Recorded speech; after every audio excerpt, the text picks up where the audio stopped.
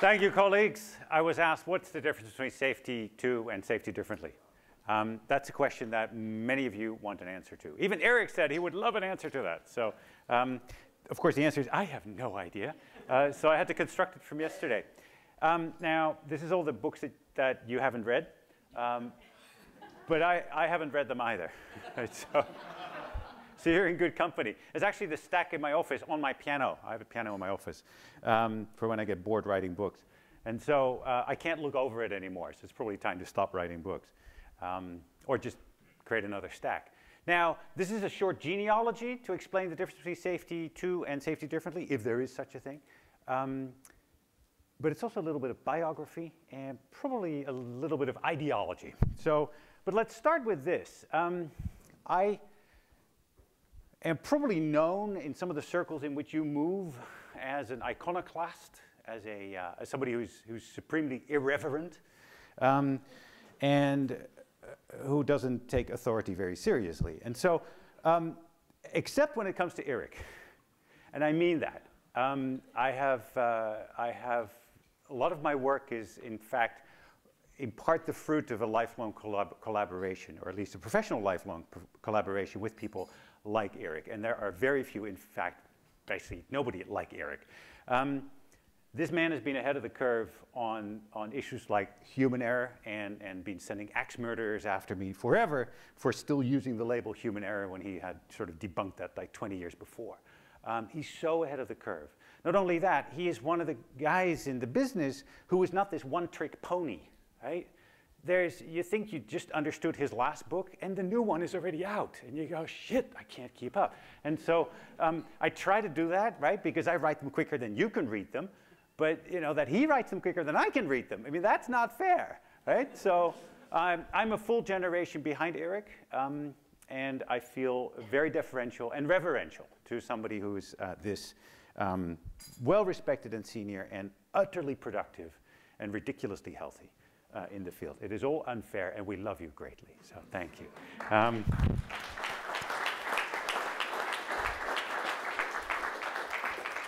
And so we've written some stuff together. We have lampooned other people's work, which we love doing.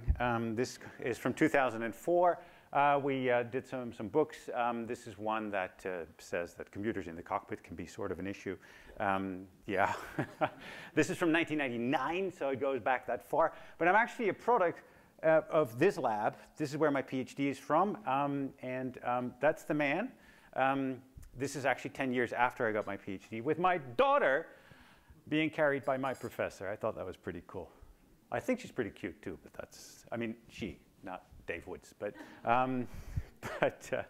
so that's Dave. Now, back in the lab. So I'm a PhD student, 2 years in and 2 years to go, because I had to do a lot of math because it was an engineering degree, and as a psychologist, I didn't have enough calculus, and so. And this book was being written at the time. This is a foundational book when it comes to the understanding of what you guys now understand as HOP, going behind the label human error, going behind blame, understanding hindsight. I was there in the kitchen as it was being written by Lila and Richard and David and Nadine. And so being there in the kitchen then in many ways empowered me to go, well, I can do that better. And so in 2010, I brought out with them a new version of that, which is still available. So in fact, you'll probably get the original Syriac report as well. Now, so since the PhD, then a lot of accidents happen, none of them due to me, but they get me into the aftermath of them, and they inspire me to start thinking, there has to be a better way to do this. And so this is where I wrote the Field Guide to Understanding, or I think it was Field Guide to Human Error Investigations first, because I still was wedded to both the human error term and the investigation term. We're speaking 2001. I am fresh out of my 20s. And the only reason that this book was written at all is due to none other than Eric's wife. Because she, we were living in Sweden at the time, which gives 400 days paid parental leave per kid, right? Which you get to chop up as parents, right? Ridiculous. You pay taxes through the nose, but that's all right. And so so I'm with this kid, right, with Jonathan, our eldest, and I'm going, man, this is boring, it's batshit, right? And so these babies don't talk, right? So it's but it was lovely and boring and lovely. So in the crevasses of my time, I start writing this book. But then he wakes up. I go, shit, don't wake up yet, because I'm not done yet. And so this is where Aunis comes in. And Aunis, Eric's wife, who is unfortunately passed. But Aunis watches Jonathan for many hours. This photo is actually taken by Eric. In a short-lived dream of a summer house, which was abandoned when the mosquitoes interfered with Eric's next book, I think. And so here's, in fact, Jonathan being treated for a mosquito bite by Eric's wife. So, Eric, you have no idea how much you've helped. So, thank you. Thank you again. And thank you, Aunis. So it's due to Aunis that that book came out. Now, that little book has become a 2006 version, 2014 version, and most of you would recognize this sort of thing, right? So the new view, as opposed to the old view, says human error is a symptom of trouble. Error is systematically connected to people's tools and tasks. That comes straight out of the Syriac work and Dave Woods' lab. Systems aren't inherently safe. That's a nonsensical idea. They're full of goal conflicts and resource constraints. People have to make them safe, right? Getting rid of people doesn't fix anything. Blame or learn is a choice. You can't do both at the same time. You have to take your pick. And reactions to failure matter. And you probably go, I've heard that. And I go, no shit, you have. All right? Because that was the cradle of hop. All right? And so you do a really bad Photoshop. Right? No. So I love Todd. Todd and I have performed together on many occasions. And it's like Laurel and Hardy, right? And we call it that. And I remember us talking in, I think it was Toronto, and there was a South African, right? And first he goes, you have to climb over all the sacred cows that have been slaughtered, right? And so, but the other thing he then says is, you two guys, you two coots, you have supported me in safety through thick and thin. No? Too late in the afternoon? I thought that was seriously insightful. So, yeah, at least my books are thicker, you know? So, his are thinner. Mine are thicker than yours.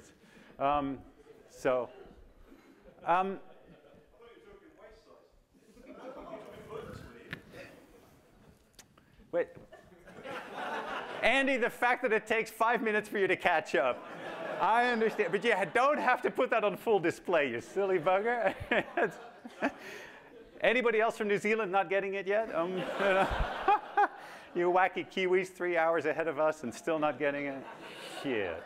Well, we first got to... There is that. Yeah.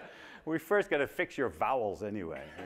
I'm tired of just, you know, I always lampooned that little book that I wrote that some people preach on even today as a stack of PowerPoints because I found it really boring to write. But so this one actually goes beyond and goes to the philosophical basis of the old versus new view. So this is thick, right? Not a thick book, but it's thick in terms of the meatiness of the sentences that you will encounter. Then we do a lot of work in healthcare, which is an exceedingly dangerous industry, as you know. And I find out that these bloody people, they don't read anything out of the walls of their clinic. There is no field on earth that is as insular and unreflective as healthcare, right? They don't look at their own practice. Why? Because there's always the next damn patient, right? They keep sending them to us. Stop doing that. So I'm thinking, oh, let me write this book for healthcare specifically. Then they'll read it. Nah.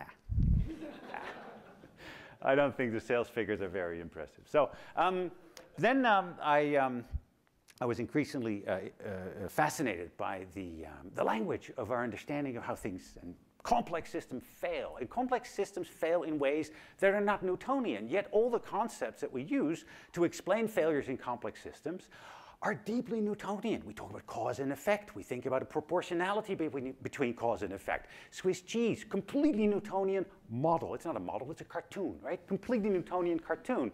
I like Jim, you know, and so this Dekker upstart, you know, he's outselling me at Ashgate. This is impossible. I am outselling him. That's all right. So I stayed at his place, though, so it's all good. We drank Heinekens. And given that I'm Dutch, that's all right. So, so this book explains, what does that explain? Why approaches to failure in complex systems miss the point, what to do instead. It is not easy to write a simple book about complexity theory. I can tell you that. But I wrote this in 6 weeks in Lund, about to. Oh, that's a lot of text. But basically, here's the basis of my understanding of the difference between work as imagined and work as done. Because work as done is always according to complexity, right? Hard to trace propagation of how things happen. You can only predict probabilities, not certainties. Only probabilities. There's emergence. That is, the parts don't explain the whole in complexity. Small causes can cause, that's already a Newtonian word, huge effects. Another Newtonian word, and vice versa. Incompleteness of knowledge. You start describing work, like Eric said Taylor did. Taylor's world was simple. You could describe work by the time you're done with your description. It's still the same, right? And that's not true for the work we do. You start describing it, it's already changed. In fact, it's probably changed as a result of you being there and describing it, right? So so lots of complexity theoretical ideas apply directly to our understanding of how work is actually done. Novelty, evolution, new things actually appear, right? And so in order to understand the difference between a complex and a complicated or simple system, and never mind kinifin, kinsinifin, it's nonsensical, right? So, but this is all that matters, right? A complicated system, and Peter already said it, is an airplane. You can take the thing apart, put it back together again, it should work. In fact, you could park it in the desert for 10 years. You pick it up, blow the dust off, and it'll fly, right? Just check the oil, right? But mayonnaise is a complex system, right? You put it in the desert for 10 years, some funky, you will get some novelty, right? And so, and for a variety of other reasons, mayonnaise is a complex system. An airplane is only 500,000 parts, is a merely complicated system. Newton works there, it doesn't work there, right? So this is where you work, all right? Mayonnaise. That makes no sense at all. Read the book. I have a family to feed, okay? So, and I'm here volunteering, so good Lord.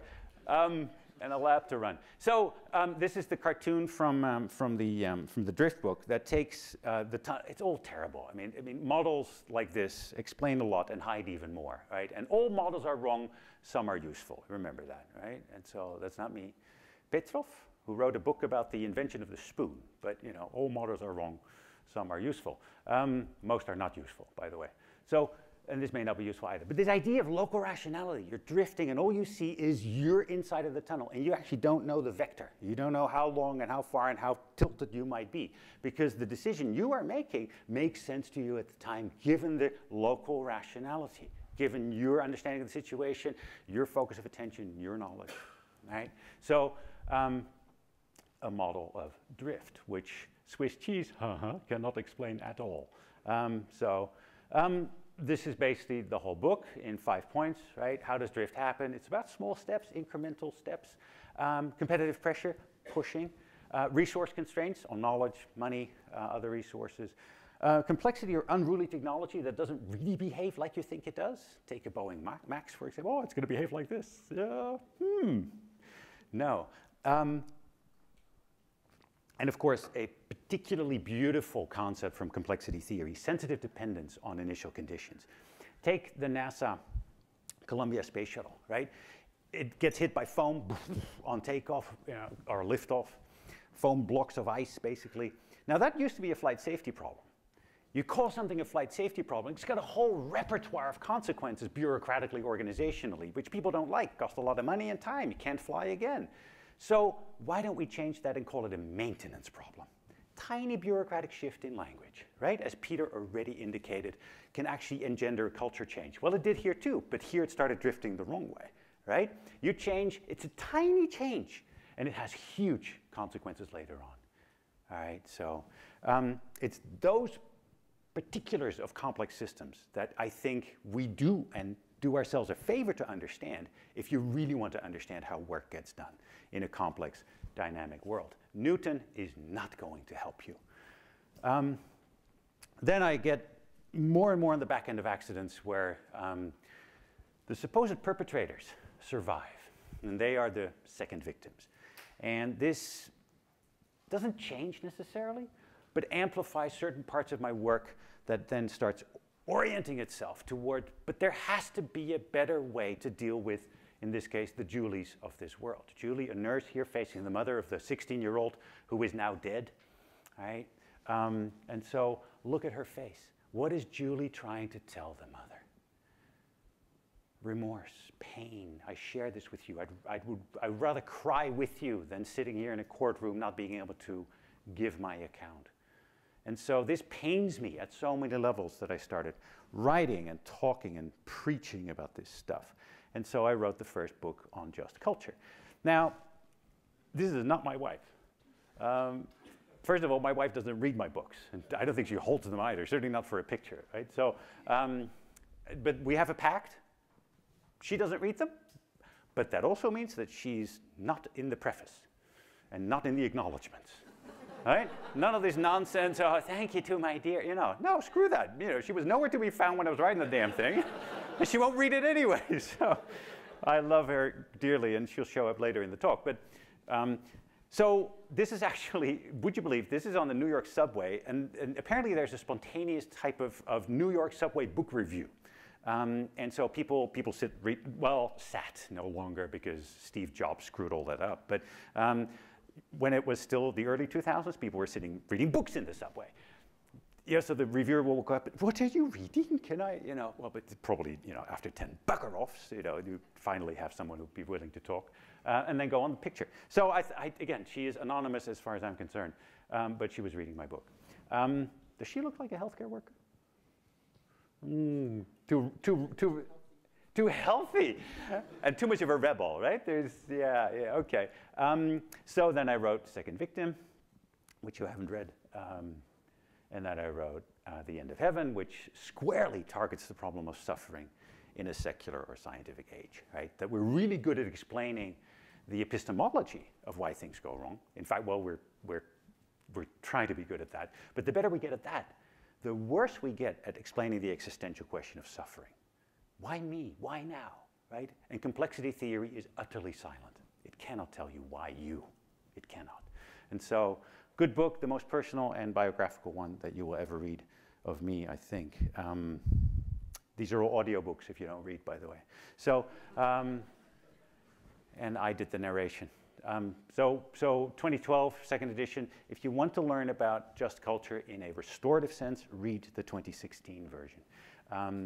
Ideas clearly develop rather rapidly in this space, and so the 2016 book makes this distinction between a retributive and a restorative just culture. And I'm giving you these ideas for the genealogical reason that they have something to say about the difference between safety to and safety differently, all right? So that is the endpoint to which we will come. But retributive cultures ask these three questions, right? Which rule is broken? How bad was that breach? And thus, what should the consequences be, right? We imagine some proportionality, and then some of you still, unfortunately, have these elaborate schemes for walking from green to orange to red and then saying, there's these shades of culpability, right? And I am now at the heaven's gate to get my judgment, right? And so none of that works, all right? It really doesn't work. In healthcare, nurses now tell me, I just got just cultured. That's never a good thing. In fact, you probably don't have a job anymore, right? So restorative just culture says, who is impacted? Lots of people, up, down, sideways, outside, right? Who is impacted? What do they need? Because impacts create needs, all right? Needs then create obligations. Who's going to meet those needs? Ask those three questions. Organize a just culture around that, and you get a completely different conversation. In fact, so I've got a checklist for this because I got so tired of these other bloody checklists that I created my own for a restorative just culture, which is in the comments and on my website, and you can download it, and I'll make sure that Dave has it as well to send it around. But so you can checklist your way through it. If you want to hand me your brain on a silver platter, I cannot think. But it does something to accountability. And lovely about English is that it allows us to do this. This is not my native tongue, as you know. I'm making it all up. In traditional accountability, an account is something you pay or settle, right? In restorative accountability, you say, no, an account is something you tell. It's the honest story, right? Very different ways of thinking about what accountability means. Anything that squashes the story, like putting Julie in a court case where she can only answer questions of a lawyer without incriminating herself, that's not accountability. It's crap. It's not accountability at all. Oh, we held her accountable. No, you didn't. She had no chance to be accountable, not a chance in hell to be accountable. It's also about backward-looking accountability, about what was already done and the damage that's already there, instead of forward-looking accountability. All right, what are the needs and whose obligation is it to meet the need to do that now going forward? Those are forward-looking accountability questions that, yes, you can make arrangements for and hold people accountable for in the future. All right, so, and consistent with their roles and their responsibilities in the organization. Martin Luther King asked this question. This is not mine, but it's MLK who said, it's the difference between asking who is responsible and what is responsible. All right, so what was responsible for it instead of who is responsible. May want to keep that in mind. Now, so given that nobody reads anything anymore, we then, of course, started making films because people now watch YouTube. So you probably have seen, so who's seen Just Culture, the movie? Okay, very good. For those of you who haven't, Dan, just the next press and it should play. Thank you. Here's the trailer. Our core in Merseycare is behavioural health, from core talking therapies right through to one of 3 high-secure mental health hospitals. It's challenging, busy, quite often dangerous. Patients thought things were crawling all over them. People don't really understand them. What I've done is try and help to make that better. Coming into the health sector, you have to recognise how things work. I was involved in a recent incident where I'd made a mistake. The management culture was quite an intimidating kind of bullying management system. It's really easy when you're in our jobs to ask, I wonder who was at the back of that. You looked at the data on a piece of paper, you looked at the numbers as numbers, and you go into a clinical environment and those numbers become people. I was informed that there was allegations made against me. And HR's response was, you're actually under investigation. That was the first I knew of it. I wasn't sort of ready and expecting the response from the trust to suspend the staff. The day I was suspended was the worst day of my working life. There's really 2 ways in which you can do just culture. Right? One would be a retributive way. You ask questions like, what rule is broken and what should the consequences be? And it's all focused on the individual who's the supposed offender. The staff felt proven guilty without trial. You question your professionalism, everything you've learned, everything you've got. It's just the most horrendous time of my life and my family's life. It is a political system. It's target driven. There were 3 deaths, 3 separate wards, no real correlation or link between any of them. But we got to a point that we thought we've got to change the way we do this. And of course, naturally, we scratch our heads and say, but we don't have a blame culture. The real challenge is that you cannot buy a just culture off the shelf. It doesn't work that way. Creating a just restorative culture is a hard and long slog.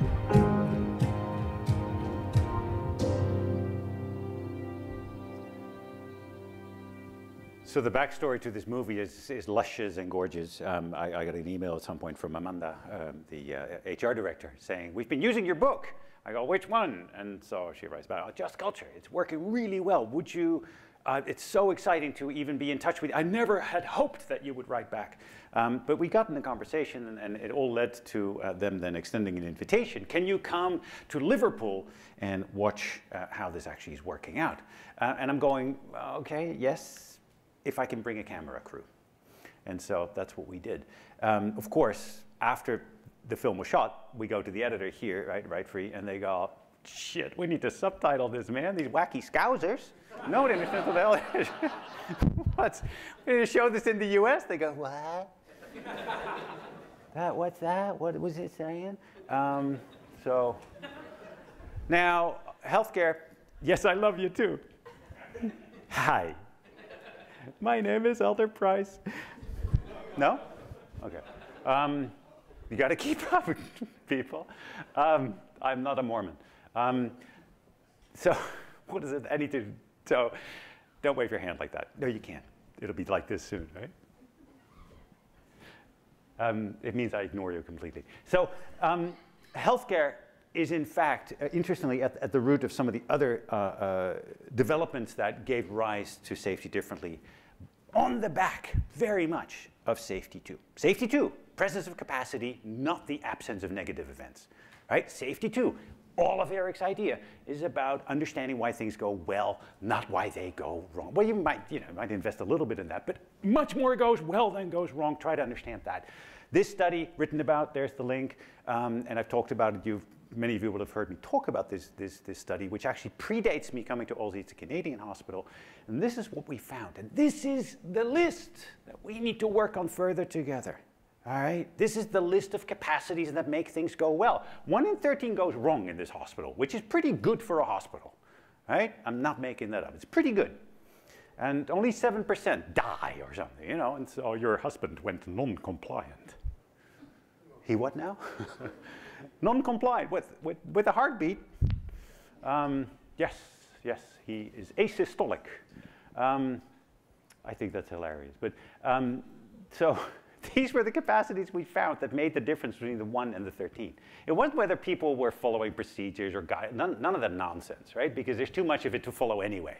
Either you follow all the rules or you do the damn job, right? And so these were the capacities we found. One of the things that was not in the data set I found really interesting was actually seniors telling juniors that they were doing a good job. There's research literature that would seem to suggest that if you do that, that would be building of a capacity. In healthcare, you guys apparently don't do that. You know, why would a senior reach out and say, you did, nah, stoop that low? Are you joking? So this list is incomplete. It may be maybe beside the point for some of what you guys are doing, but it is these sorts of lists that begin to operationalize Safety 2 for a specific field. That's, as far as I'm concerned, an assignment of Safety 2, Safety Differently. Then I got tired just doing professor stuff, so I was a professor and a dean, and then I got checked out on the 7.3 and flew that for a while, which is probably an exceedingly bad idea. As a co-pilot, you know, you're a professor, a co-pilot. I was told, Dekker, stop thinking, start flying the jet. And I'm going, I get paid to think. I'm a professor. No, not here, you're not. Very reassuring, right? So, there's snow there. This is Prague. But that, and then moving to Aussie after the airline went bankrupt and my wife got a job at the other university here, and me at Griffith, Safety Differently started. You see here a mail from 2012, which is actually one of the first mails sent out to this group of people. So here's the early adopters, right? So there's Paul Zealand of Origin Energy. Remember Paul, right?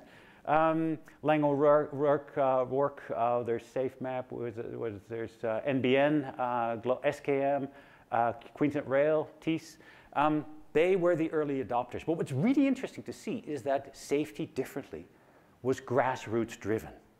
It was grassroots driven in 2012, people saying, Dekker is in the country, hang on, we're not happy with how safety is going, we're not making any progress, we're drowning in paperwork, and so can we do something different? So at some point, it was in the topic subject Safety Differently that I came up with the label Safety Differently. It is that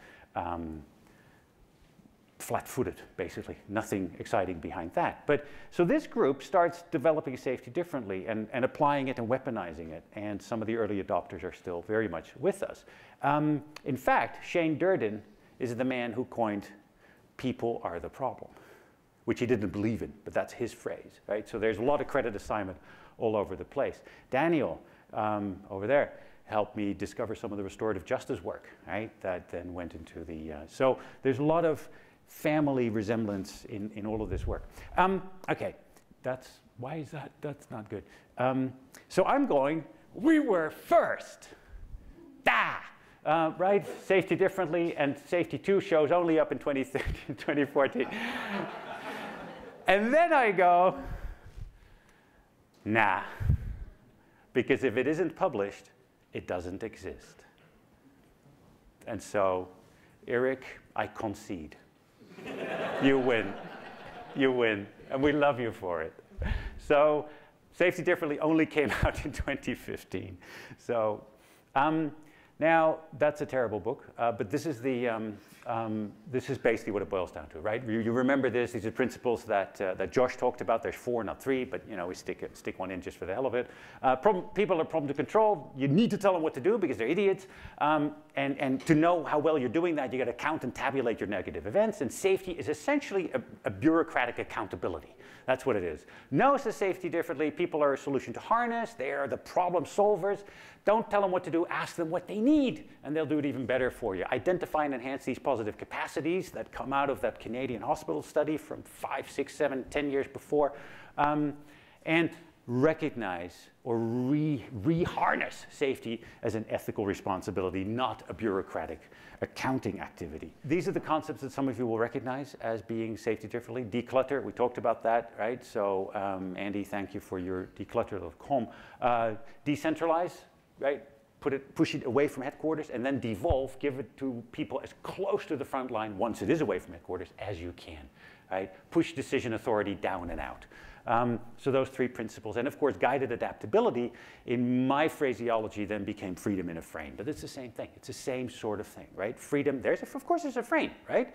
It's a negotiable frame. We're going to decide who gets to, where are the boundaries, what does it mean, who gets to say. All of that is really important. But that's true for guided as well, right? Who does the guiding, why, what authority do they assert in order to do that? So that's Safety Differently in a nutshell. And who's seen the movie, Safety Differently? All right, for those of you who haven't, here is the trailer of that one, so you don't have to read the book.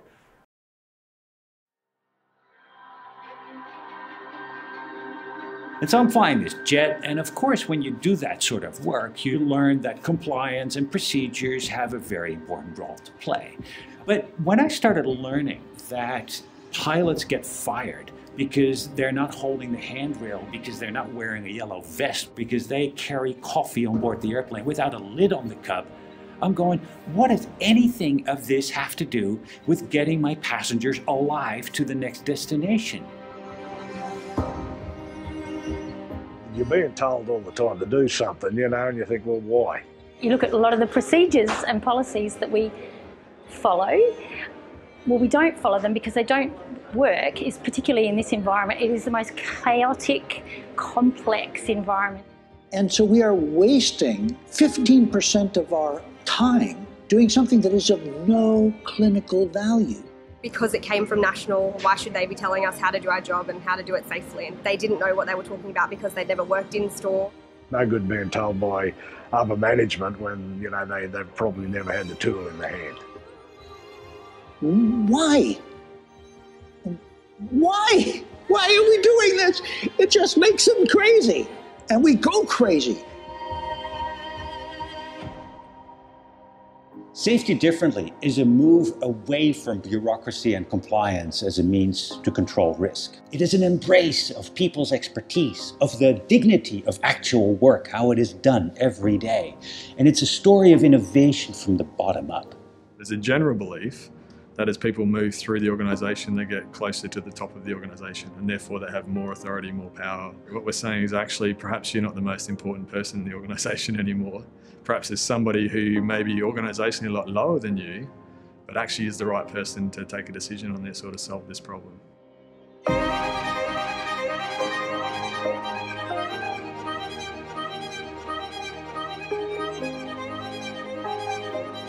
It's quite easy to dictate what you want. It's harder to sit back and listen and ask what needs to be done. I think there's endless benefits in giving people as much autonomy as you can possibly give them.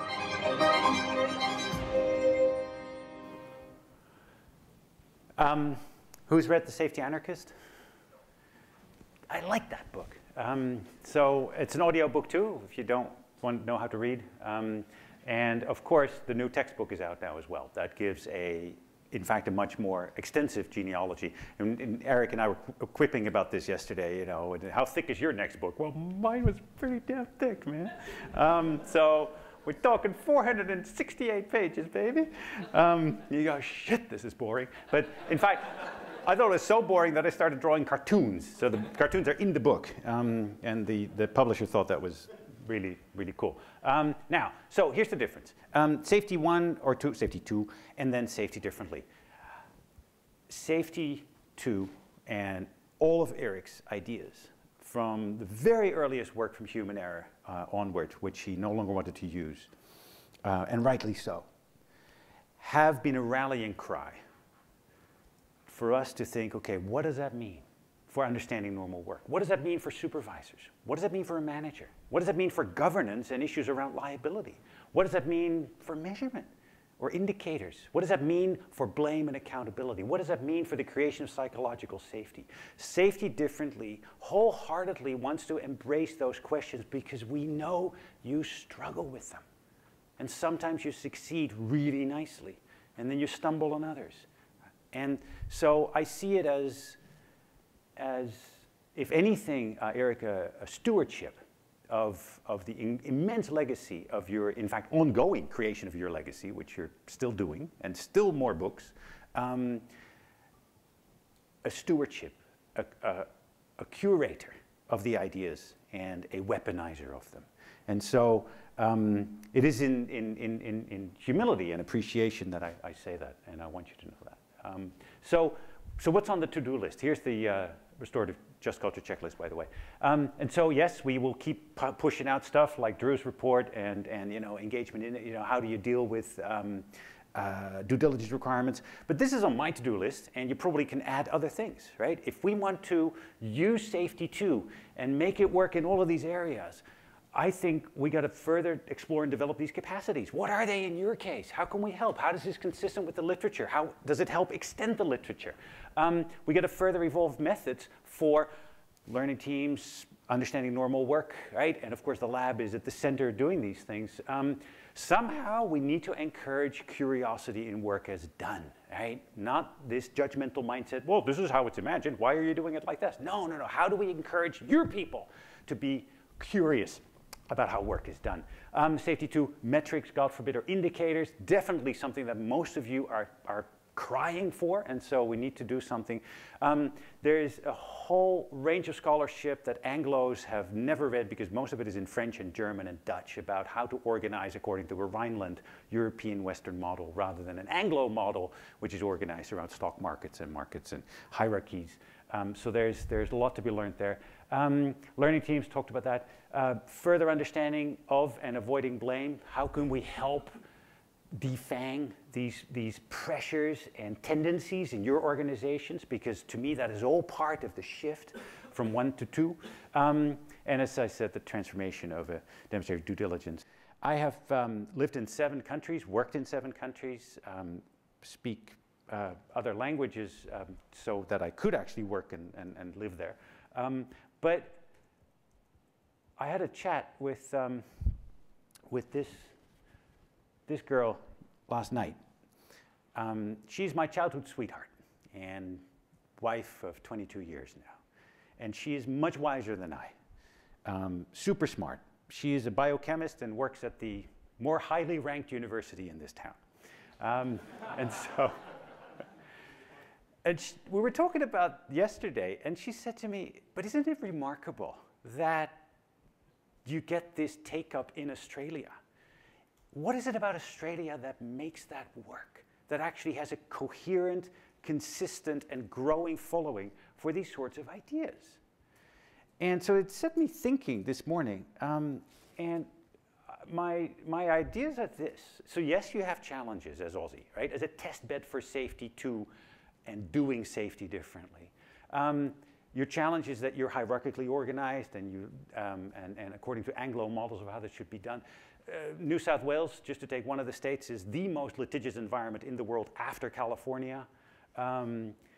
We talked about the disappearance of common sense, right, which you have had a great time killing over the last 20 years. Your economy is organized around either duopolies or oligarchies, right? So duopolies, Woolies, Coles, Virgin, Qantas, nonsense like that, right? So that's not very helpful for innovation. so that's a problem, and a significant lack of diversity at the top. And in fact, not just at the top, as Josh already indicated, more employees called Michael than there's female employees. There's more CEOs in this country called Mark, John, or Paul, and it's very disturbing that they're all disciples or evangelists, by the way. Than there are female CEOs. Just let that sink in for a moment, right? And so that's a data point for you. The top doctors in this country who sit at the top of that medical competence hierarchy in this country are all white guys who come from a total of 15 private schools. That's it. That's not diversity. You want to lock in practices and not change anything? Organize it like that, you silly buggers, right? So those are your challenges. But then there's leverage points, which make this country, I think, a beautiful test bed. You're supremely remote. Right? We live on the edge of the known universe here, right? About the top of, well, there's Kiwi land, but many maps don't even carry Kiwi land, you know, so never mind that. But yeah, what was that? No, we don't understand their language at all. So it's very remote, so you have to actually solve these things yourself. You're self-contained, right? You don't, well, you export basically your innards to China, and that's your economy, but other than that, you don't connect to the world much at all, certainly not under COVID-19. But relatively small and pretty well networked. And that's pretty good because people actually go through various revolving doors, not just regulator, operator, no, but contractor, client. And right, you spread these ideas quicker than, I mean, COVID-19 cannot hold a candle to how this works, right? I mean, you guys do this quicker than the coronavirus. So well networked. You have a pluck and resourcefulness that is not in existence in other countries that I have lived, including the US. And what's really lovely about it is that, I mean, so the US was started by piling a bunch of religious zealots on a boat, right? That is not a good recipe for nation building, you know, because you get some really wacky results down the line. No? Okay, we talked about small changes in initial conditions, right? And so, you start with a bunch of convicts on a boat. And then you disgorge them and say, go build a nation. It creates for a rambunctiousness in your public debate that is unlike any other country I've lived in. And you can take the piss at anybody, right? Titles matter, yes, we like hierarchy, but at the same time, you're not going to think that you are someone, right? So you have, in fact, a great trouble taking authority seriously, which is really good. And so this experience with the voice from below, I think, sets you up for great successes. And try this in the US, which I have. I get tarred and feathered on every visit, right? Because, I mean, Jim is still here, but, you know, he's had to relocate to bloody Alaska, right? I mean, so it's case in point. So, and you're silent enough to not get yourself in trouble. So there you go. So I think Australia is an awesome test bed. All right, I'm out of time. I love you too. Back to you, David. Thank you.